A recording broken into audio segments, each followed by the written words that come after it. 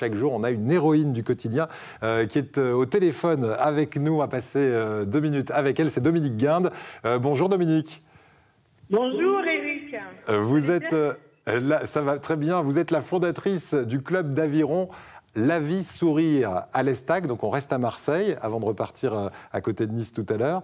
Le but de ce club, vous m'avez dit, c'est d'ouvrir les activités sportives à tous et notamment aux handicapés. Et on va voir comment vous avez brillé dans une course très compliquée à Courchevel. Expliquez-nous d'abord votre Avis Sourire, qu'est-ce que c'est ? Alors, c'est un club qui a été créé en 2003 et c'est un club qui a été fait pour les personnes en situation de handicap et qui pour qu'ils puissent pratiquer de l'aviron. Et on a une section valide, donc on est à l'inverse de tous les clubs d'aviron. C'est qu'on leur propose à ces personnes-là un petit peu particulières de pratiquer l'aviron et les personnes valides de venir voir et de pratiquer avec elles. On a aussi une pratique du multi-activité puisqu'on a créé un dispositif pour les personnes en situation de handicap et qui s'appelle le sport handinautique. Et donc voilà, chez nous on a des athlètes de tout niveau et aux sorties du Covid, aux athlètes un peu plus expérimentés, je leur ai proposé de participer au Felt Triathlon de Courchevel. Voilà, et on en arrive à cette belle histoire là aussi, et ce sont 3 héroïnes qui ont pris part à cette course. Alors vous avez fait une équipe, c'était la seule équipe qui compilait handi sportive et sportive valide. C'était un trio. Qu'est-ce que vous avez fait et qu'est-ce que c'est surtout la Felt X3 pour les non-connaisseurs comme moi, hein. C'est un triathlon qui a lieu à Courchevel chaque année, c'est ça ? Voilà, c'est ça.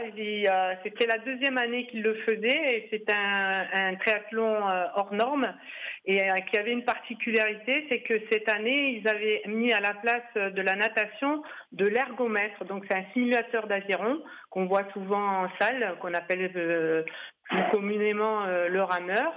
Et donc il y a trois disciplines. Donc il y avait l'ergomètre, il y avait le vélo et la course à pied qui était un trail. Et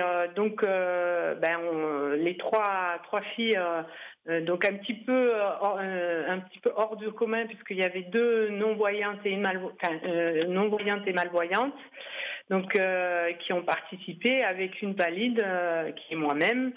On a participé sur ce triathlon. Donc une des athlètes, on a commencé par l'ergomètre. Donc c'est Audrey Belkir qui s'est alignée, qui est une championne d'ergomètre. L'aviron, mais en salle, hein, c'est ça. Voilà, c'est ça. C'est l'aviron en salle. On appelle ça l'indoor, en indoor, à l'intérieur. Et vous avez brillé dans cette compétition et vous étiez la seule équipe handi et valide. Et vous allez recommencer le prochain objectif. Ce sera l'année prochaine pour vous ?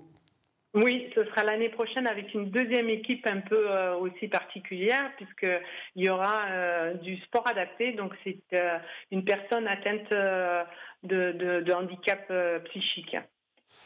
Vous avez aussi un objectif, c'est faire le tour de la Corse en aviron. C'est pour quand cet objectif ?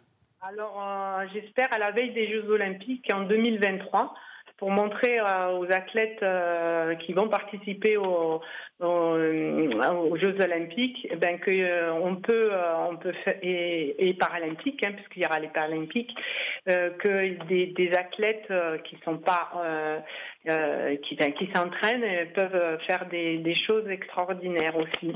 C'est une autre façon de faire des Jeux Olympiques parce que 500 km, le Tour de Corse c'est 500 km en passant par le Cap Corse où ça bouge beaucoup, c'est pas donné à tout le monde. Voilà. C'est génial. Est-ce qu'on peut vous aider ? Parce que j'imagine que ça demande un petit peu d'argent, de finances, hein, d'emmener ces équipes, ces personnes handicapées sur ces rendez-vous sportifs. Oui, alors, l'association La Vie Sourire, vous pouvez nous contacter par mail, donc c'est lavisourire13@gmail.com. Et merci beaucoup. Ce sera tout et vous tapez Avis Sourire dans un moteur de recherche pour en savoir plus. Merci beaucoup. Vous voyez, Olivier, vous faites